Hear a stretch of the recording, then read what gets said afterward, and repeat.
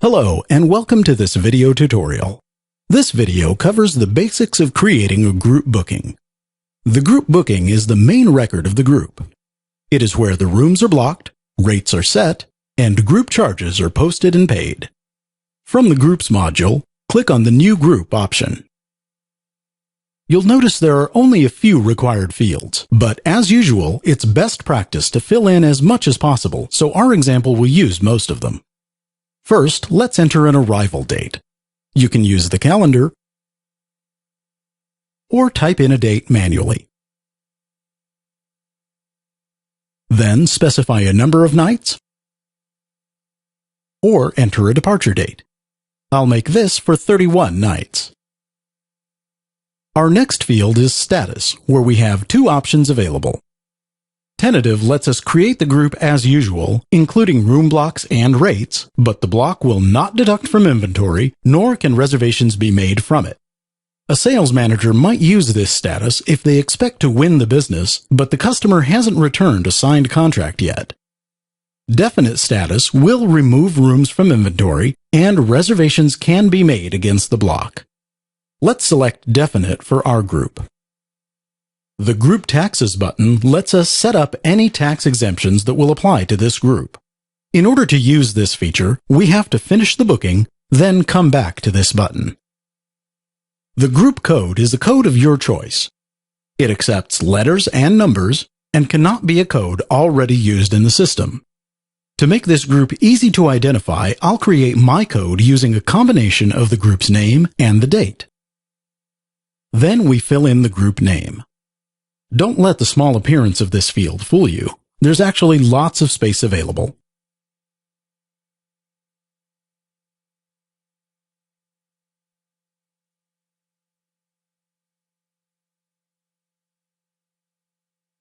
Next, we specify how and when to release unsold inventory from the block.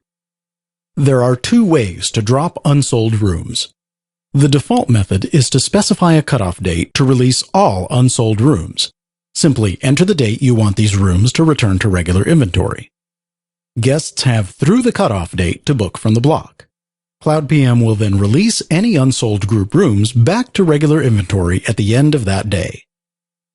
Your other option is to click this button to use a rolling cutoff, which releases 1 day of rooms at a time. This would be used for specialized daily blocks, such as crew rooms, FIT allocations, or tours. Our example is a tour block, so I'll set it to release 7 days before arrival. If this customer books groups at your hotel often, you probably have a salesmaster profile for them.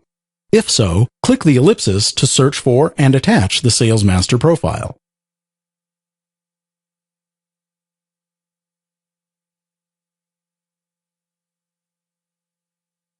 Notice when we add the salesmaster, it populates many of the remaining fields for us.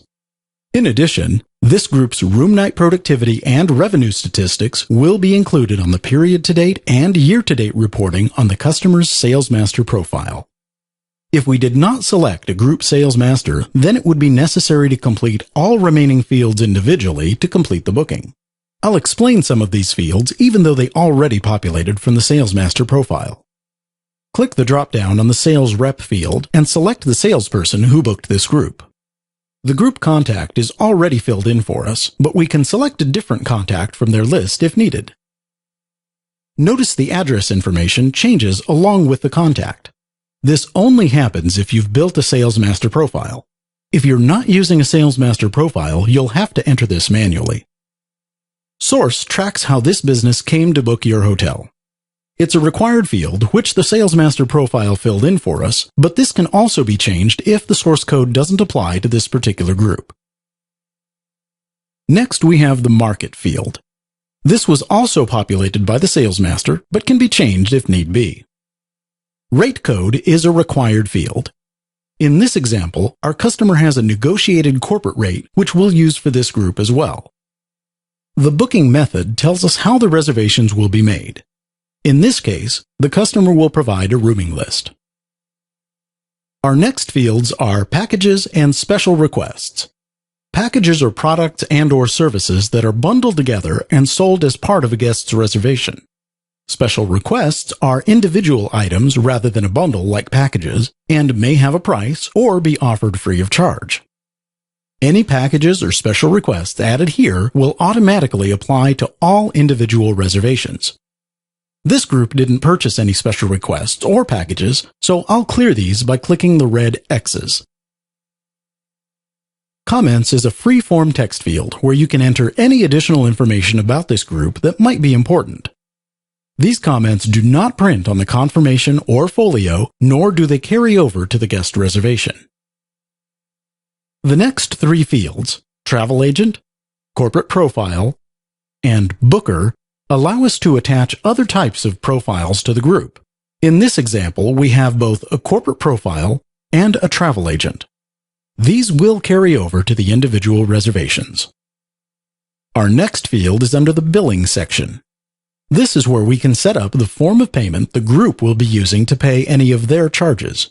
This could be a 6 p.m. hold if there are no charges going to the group, or possibly a credit card or direct bill account. This is another field already filled in by the salesmaster, but we could change it if necessary. This checkbox lets us copy the above group hold over to the guest reservations.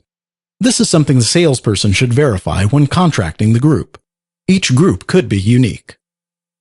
Our last field is the auto-route room and tax charges to the group folio. This would be used if the group is paying for the individual room charges for everyone. We now have the main group information portion completed. Next steps are to create the room block and set up the rates contracted for the group, which are presented in separate videos. Thank you for taking the time to view this video. Please feel free to contact your account manager or our customer support center for additional questions.